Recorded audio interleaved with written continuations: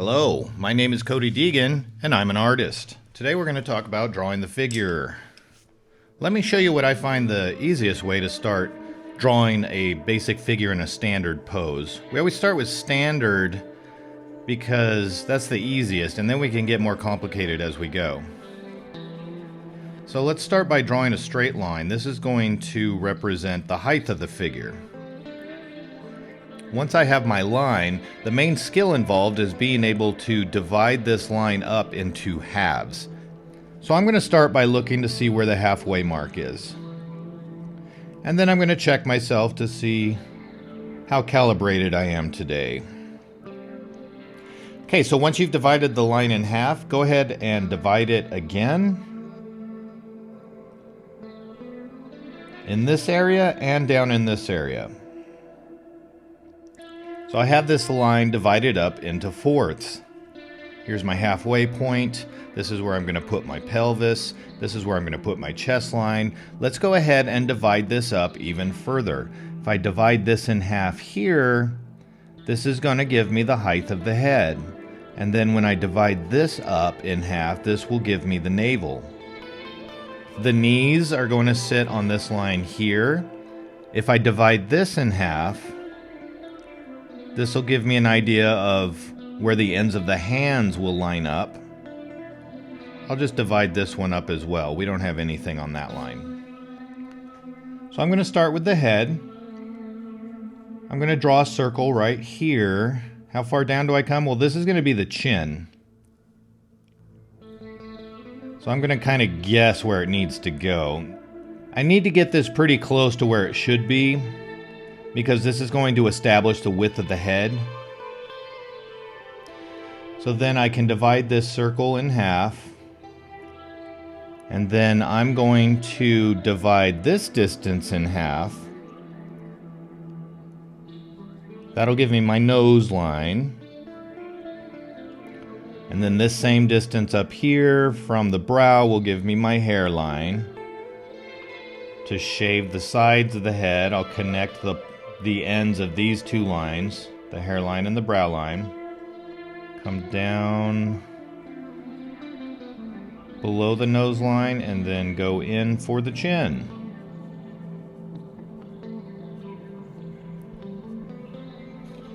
So now I have the head. I can come down and put in a box for the torso. So how far down do I come? You can come down about a third. So if you divide this little section here and here, if you divide this up into thirds, this first third here, you could start your torso box. Another thing you could do is look at the distance between the top of the head and the bottom of the ear. So right here like this, look at that distance, and then come down this same distance. And that should put you in the general vicinity of where you want to start your torso box. I'm just going to draw a straight line here. Keep it parallel with all these other lines. So if we look at this distance between the chin and the top of the box, we're going to look at this line, the navel line, and we're going to come up a little less than this distance. So let's go right there like this. And let's draw another line, and that will give you the height of the torso box. Now, how wide should it be?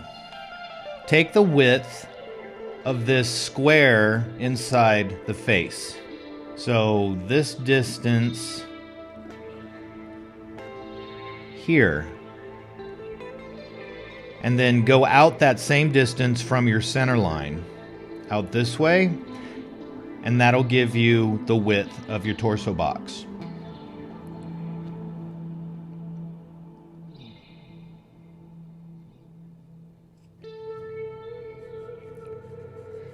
And then draw a vertical line parallel with your center line. And do the same on the other side, same distance. This little mark right here actually represents where the nipples sit. So if you want your chest line, come down just a little bit from there. And you can draw a construction line for your chest. That's where your chest muscles will sit. So we're going to put the pelvis on this line here. How far up should it come? So see this distance between the navel and the bottom of the torso box? You can come down that same distance and you can put the top of your pelvis right there. I usually like to come down just a little bit further than that, so there's a little bit more space between the pelvis and the navel and the torso and the navel. And then go ahead and continue this line down so that the pelvis and the torso are the same width. So we have the torso done. Let's go ahead and put in the legs. Go ahead and come down about halfway on your pelvis. And I'm just going to put a little circle, a half circle or a half box right there to represent the top of the legs. And then down here, right above this line, I'm going to put a little circle for the knee. And then put one on the other side. And then from the center of this circle, go ahead and just draw a straight line to connect those up. That will give you your upper leg bone. Then we can just come straight down for the lower legs. How far down? Well, the feet, I've measured, it usually comes up about 1/5. That's not a very fun measurement for me. So you can measure out 1/5 the first few times you do this. And by 1/5, I mean break the distance up between here and here into fifths. Kind of looks like that. That will give you a rough idea of where your ankle is. Like I said, it's not very fun to break something up into fifths, so you can do that a couple times and then just try and take a mental note of what this relationship looks like so that the next time you can just start drawing these in roughly the right spot and not have to measure every time. Okay, for the arms, we're going to come straight up here. We're going to do the exact same thing we did here. Go ahead and just put a little ball or a little half box right here for the shoulder joint. And you're going to come down with an arm line, your upper arm. Come down just a little bit below the torso box, right about here. That will give you the upper arm. Then the lower arm, you can come down. It's like this first quarter between this line and this line here. So we can use this little guide as a reference and break this up into quarters. And then coming across here, that will give you an idea of where the end of the hand is. You can leave a little bit of a space for the wrist. If we check the length of the lower arm and compare it to the upper arm, it should be less. Your upper arm should be a little bit longer than your lower arm. Same with the legs. Your upper leg should be longer than your lower leg. And those are the basic proportions for drawing a figure. It's very rare that we get this nice ideal pose right here where all the measurements are very easy to map out. I'm going to start the same way. I'm going to establish the height of the character. And I'll divide this in half. Divide this in half. Divide this in half. Divide this in half. Divide this in half. So I'll start by getting in my circle for the head. Well, let's go ahead and tilt this head. Let's just start changing things up. So instead of having a vertical center line, I'm going to change the center line to an angle.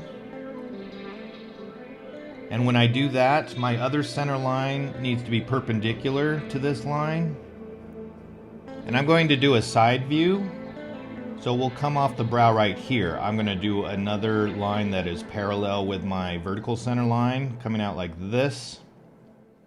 And then since this no longer lines up with this, you should get used to creating construction arcs. So going from this line here, I'm just going to give myself a construction arc.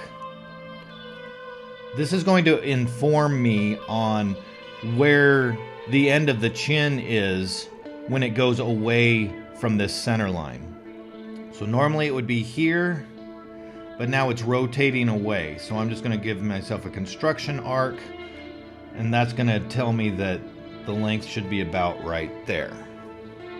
So then I can divide this distance up in half to get my nose line, use this same distance to get my hairline. My ear is going to be right there, come down a little bit below the nose line, and then connect to the chin, and that gives me my basic mannequin face. Alright, so the head's done. Let's go ahead and come down about a third of the way down this distance here. So right about here is where I'm going to put the top of the torso box. And then the bottom, remember, is just a little bit above the navel line, right about here. So here's the head. Now it sits on the neck right back here. The neck comes down, usually at a little bit of an angle. I mean, yes, we can have our heads straight up and down, but for the most part, if you look at people, their necks aren't perfectly straight up and down. They're usually leaned forward a little bit, like this. And then the spine changes direction. Now we get into the thoracic region. So between here and here, this is the cervical region of the spine. This all can bend and rotate. This area right here, this is the thoracic region. This doesn't really bend a whole lot. In fact, you're best just to keep thinking of this as just a fixed curve. And then it goes into the last region, the lumbar region of the spine. This is where all the bending and twisting takes place. And then that goes into the pelvis. So on this spine, the rib cage sits, and it sits in front like this. But see how I have this position. I have the torso box going at this angle, and then to counterbalance that, you'll have the pelvis going at another angle, like this. You can have this region a little straighter. It just depends on your pose. Let's go ahead and get the neck worked in. I have so many lines now dividing things up that I'm getting confused on what's what. Alright, so let's bring the spine down to that bottom mark there. I'm going to angle it, find the angle that looks good. I'm going to say right there like that. Come down this same distance. And maybe a little bit further, and that's going to tell me where my pelvis is going to start. So I'm going to angle back down that way like this. So there I've got a spine. From here, my pelvis is going to come out like this. And then from here, let's have the torso box angled up like this. Because we're at a side view, so that's going to make it easier to draw the angles of this box. Here's one line of the box. Go perpendicular, and then a parallel line. We just need a placeholder for the rib cage. And how wide should this be? You can just use the width of this box in the face again. So I'll draw the pelvis in going this way, about the same width. And as long as the bottom sits somewhere near this guide here, I should be fine. Now, if this person is standing, then, you know, it's real easy to just draw the knees on this line. But what if this person's walking? Let's go ahead and establish the top of the leg. You know, right here in the middle of the pelvis, coming off the bottom line, I'm going to put in a little circle to represent where the top of my leg is. But let's say I want this leg to be coming back. I don't want to come all the way down to this line, because look what happens. Now all of a sudden, this leg is extremely long. That's where a construction arc is going to be beneficial. So we know the knee needs to sit here in a straight position, but if the leg's coming back, then we need an arc. So I sketch that in like that, and now I know I can put my knee right above that construction arc right there. I'm putting the other circle on the other side in front of this one. I'm imagining that if this is the pelvis looking at it from the front, as this person walks, the leg that's coming forward, I'm picturing that the hip is moving forward with that leg. Then when the other leg comes forward, it goes like this. So I'm just coming a little bit forward on that other side. So I'm going to come over, try and line this up right underneath the center of that, come over, and then from there, now I'll draw the arc. Because if I drew the arc from back here, it would come up like this, and this leg would be too short.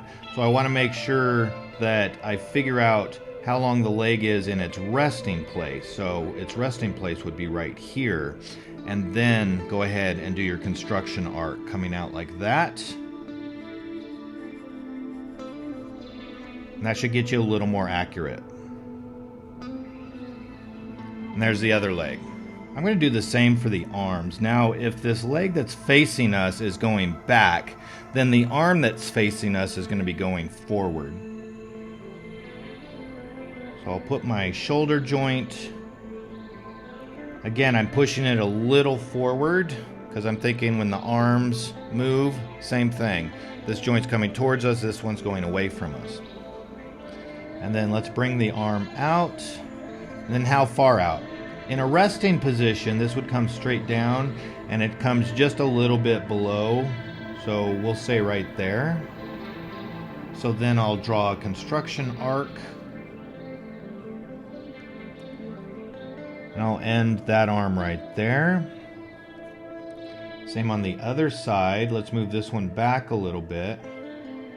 This one would come down, be about right there. So then let's draw a construction arc. We'll bring it back like that. Now it's a little more tricky to do the lower extremities of the limbs. It would be easy if they stayed straight. We again can figure out where it would be in its resting spot. So this leg, if it were straight, would come down like this. We could do an arc from here to get the bottom resting spot and then come up about 1/5 for the foot, right? So as long as we have that initial resting spot, then it's pretty easy to alter it. So then I'm going to have this leg a little more bent. I'm going to bring it back this way. Coming down from here, this will come straight down. So this will be the bottom of the foot, and then the arc will come out like this, be an offset curve to this one. And then we'll do an arm like this. Now, at some point it's going to get where drawing these offset curves or these construction curves is going to start to become obnoxious, especially on the lower limbs. You know, up here it's not so bad, but the further you get away from this main pivot point and then you're adding a second pivot point, these can get unwieldy. So rather than drawing construction curves for the lower extremities, you'd be better off just comparing distances. I know that the lower arm is a little bit shorter than the upper arm, so I would take a measurement of the upper arm and use that to help me draw in this lower arm and make sure that it's a little shorter. And like I've said many times before, after a while you won't have to do all this measuring because you'll start to develop an eye for what looks right. But if you haven't developed that yet, then you can measure. So I just drew fists on the hands. The hand can be drawn in two parts, the hand part and then the fingers. They can be roughly the same size. General rule of thumb.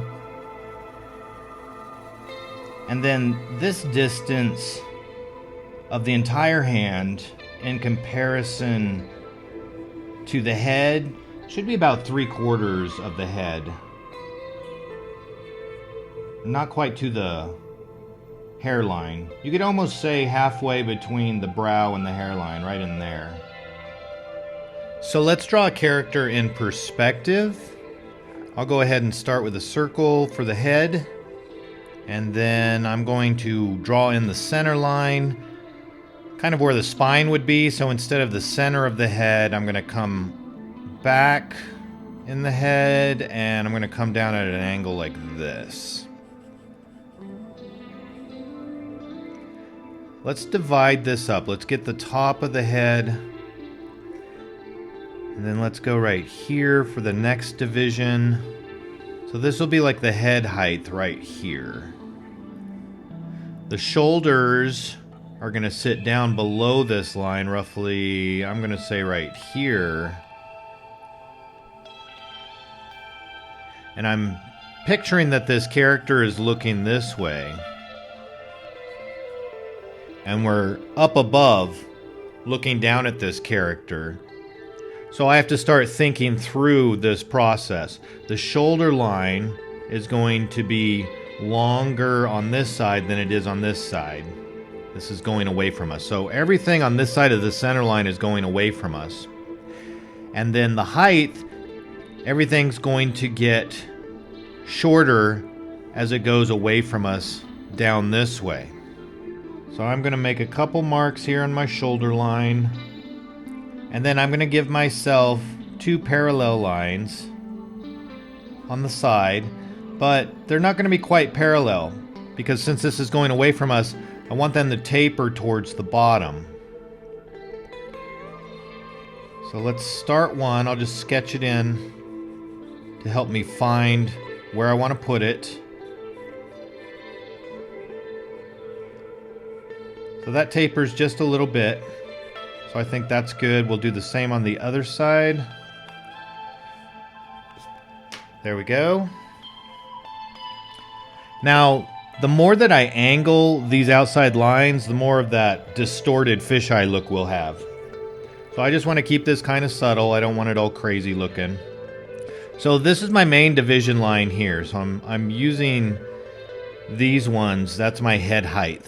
So if I come down that same distance, I'll want to reduce it just a little bit. So normally it would come down to about here. So then, because we're going in perspective and going away from us, we want to reduce this. We're foreshortening all our measurements. So instead of here, bring it up a little bit. I just want to make sure that each section is a little bit shorter than the previous one. I'll give myself another construction line here. Same thing. Now take this distance, come down here, and then reduce it. Come down again, and reduce it. Try and keep all these parallel. Okay, let's get the torso in. We've already got the top of the torso right here. Chest line, there's the navel. So we come up above that navel. That gives us an idea of where torso box is. Come below that navel line, get the pelvis, the knees, going to be on this line here, feet down here. Now this is too flat. I need to get this looking three-dimensional. So next going to come at an angle like this. I'm going to give myself some reference lines going in this direction here. Then I can use these as a guide to help me create my box.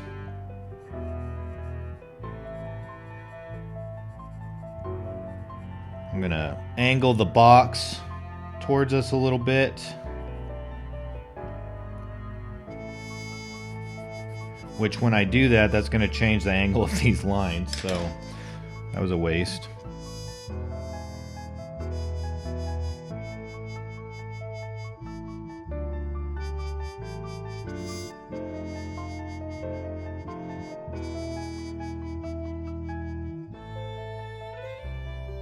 Pelvis will come out like this. I'm going to angle it the other direction.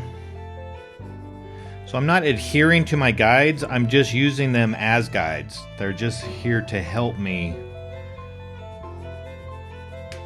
get things in the right spot.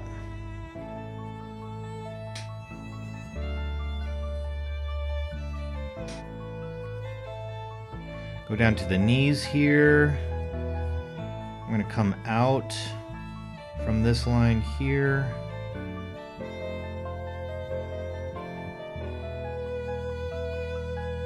And I'll widen the stance a little bit. So let me bring the knee over. Like maybe right there. Same on the other side. This would have been in the center. So if we bring it over just a little bit right there, that way we can widen the stance. Connect that up. And then we'll come straight down. The feet are going to come out away from this line a little bit. Go ahead and come down like this.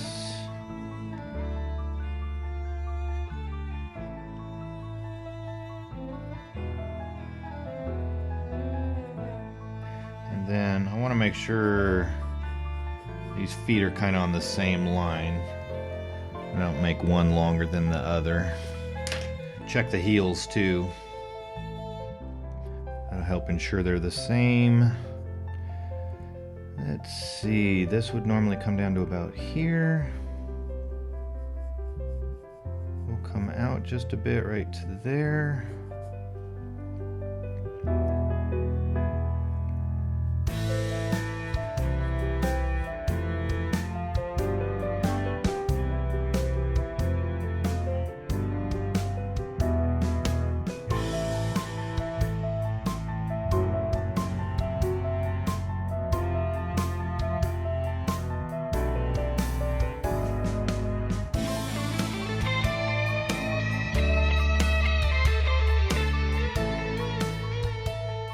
So looking at this now, it's looking pretty good. The only thing, the upper torso looks a little wide to me, in which case I can just go ahead and pull these sides in a bit. It's the only thing that just looks a little odd. This looks a little long. You know, if we look through the box, see the edges that are on the other side. If I come down a little bit here and then arc out, that should put the distance of that upper arm to here. So I've got that elbow a little low. All right. So you can see it's a lot more complicated. You really got to think through this. Okay, so that was difficult, but the character's still in kind of a basic pose. So what about a character that's in motion? You have to do a little bit of pre-visualization. You don't have to imagine the entire character in all its detail, but try and imagine the pose. For example, I'm going to do the same top-down viewpoint, but I want to picture a character that's running. And I want him going in this same direction. But I want to think through this. How do I lay this down on paper and make it look good? Well, I'm picturing his pose. I really want to exaggerate. I want it to look like he's putting all his effort into this run. So I can imagine his upper torso pushing forward. I'm gonna say I'm gonna try and find the connection point for the spine.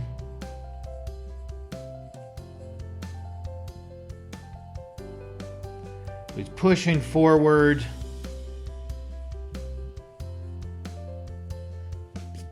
And I really want his shoulders turned one way. So the arm that's forward, that shoulder is gonna be forward. So if the shoulder line is here, here's straight across, I want to bring it more forward, like this. And then the other one will be more back, like that.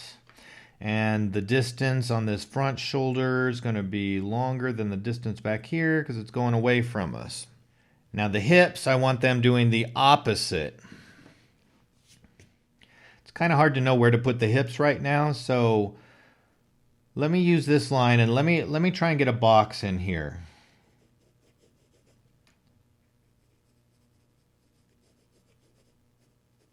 So there's the top of the box. center line from the spine going along the top flap of that box.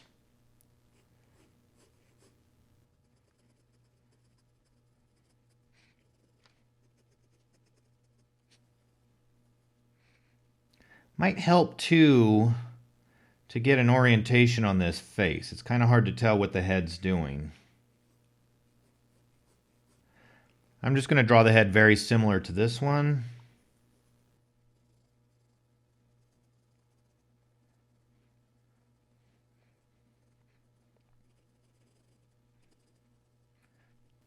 Notice I don't have guides anymore to help me with lengths.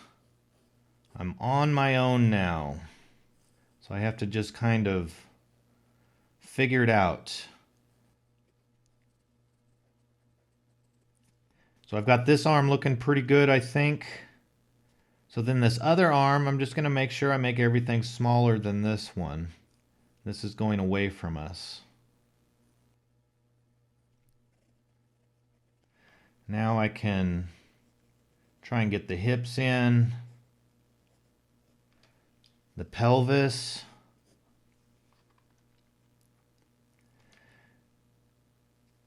So instead of being like this, which would be parallel, I want to twist it so that this one's coming forward, so I want this hip going back this way, like this.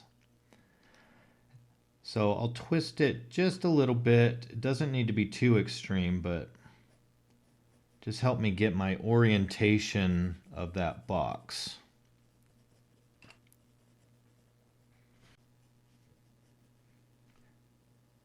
And we'll draw the leg back, going back and away from us. So it's getting small. And then the other leg is going to connect over here somewhere. Let's bring it out maybe like that.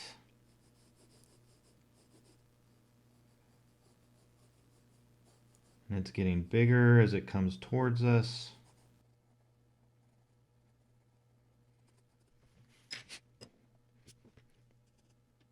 So there comes a point where you've got to get beyond the guides.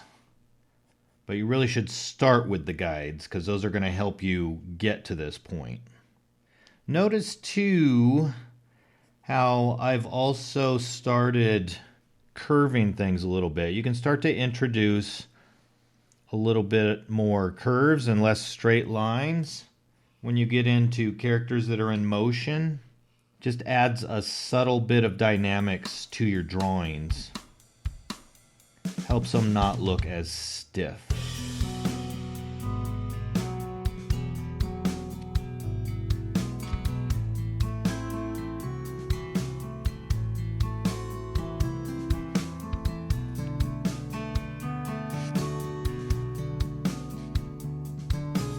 And then to really sell this, you'd want to make sure that your background is utilizing good perspective lines that match your character. You know, your horizon's going to probably be out of the picture. You're probably not going to see the horizon line because everything's going back like this. But any of your background elements, you know, can be getting smaller as they go back here. And when you're done, look it over. You know, sometimes something doesn't look right. This leg was coming out to here, and the more I looked at it, the more it didn't really sit right with me. Because I don't want the leg out to the side, I want it more down underneath the person. So I went ahead and brought the knee in, which in turn forced me to adjust everything else. You know, maybe this arm's a little long. Maybe we need to end it there.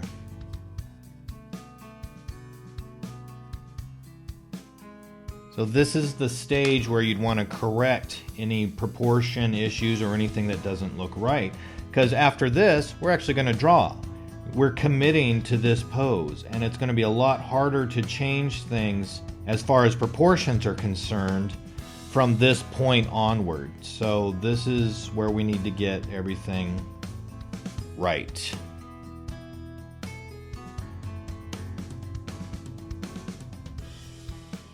After I drew it shorter, I didn't like it. Paying attention to the size of that hand, it's going to be quite a bit smaller than this one, going away from us. Same with the foot, this one's a lot smaller.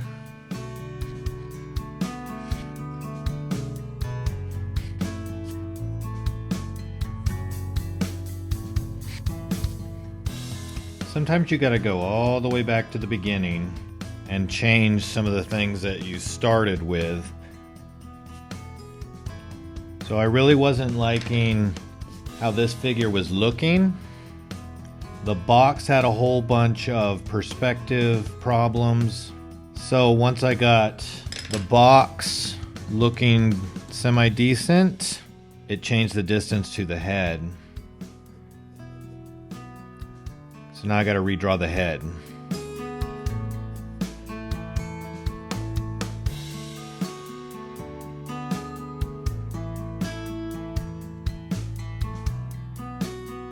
I also didn't like how that arm was positioned. It just looked awkward.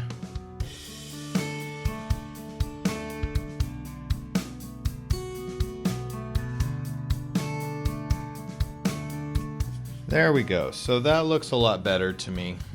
I want to try tilting these hips a little more to see what that looks like. And bending the leg back. See if I can get a little bit more action out of this pose.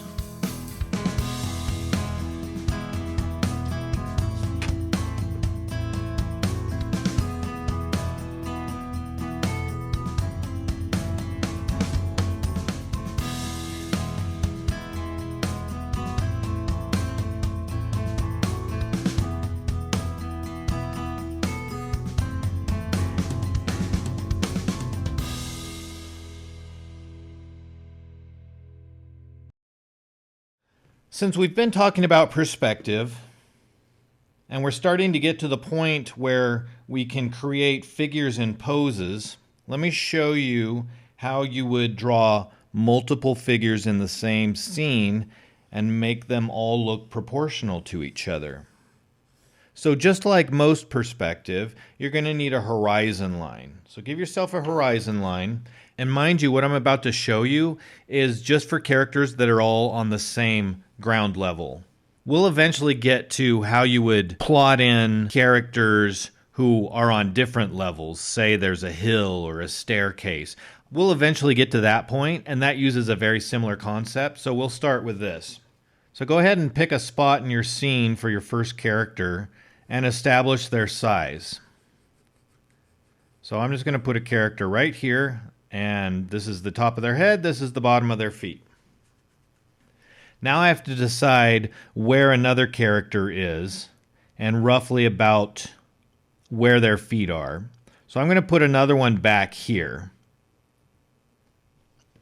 Then what I can do is connect the bottom of their feet with a perspective line that goes to the horizon. And then where that crosses the horizon, that's going to give me a vanishing point. And so now I can draw another reference construction line for the height of this second person. And to find out the height of this person, I'm going to connect the top of person number one's head to the vanishing point. And that's going to tell me the height of this person. Now, mind you, this is establishing them as the same height. So if I've designed these characters and this particular character is actually shorter than this one, then what I'd want to do is I'd want to compensate. So I'd want to bring this line up a little bit, say, and make a new top point. Because otherwise they're going to be the exact same height. That's what these perspective lines establish. So now let's say we want someone who's more in the foreground. I'm going to bring somebody over here, and I'm going to put their foot line right about here. Now, because this person's going to be a lot closer to us, they're also going to be a lot taller on the page. So again, I'm going to give myself a perspective line between their feet, And what this is going to do is show me where their vanishing point is, right here on the horizon. And so then I can come up. I'm keeping all these construction lines parallel, vertically. That one's going to come up, and then I can go from this vanishing point to the top of this person's head, give myself a perspective line like that, and then that tells me where I can stop this line. This one's going to stop right here. And I don't always have to use this person. I can use any of these person lines to establish anyone in the scene. So if I'm going to put another person, let's say let's put them over here. Let's put their feet right there.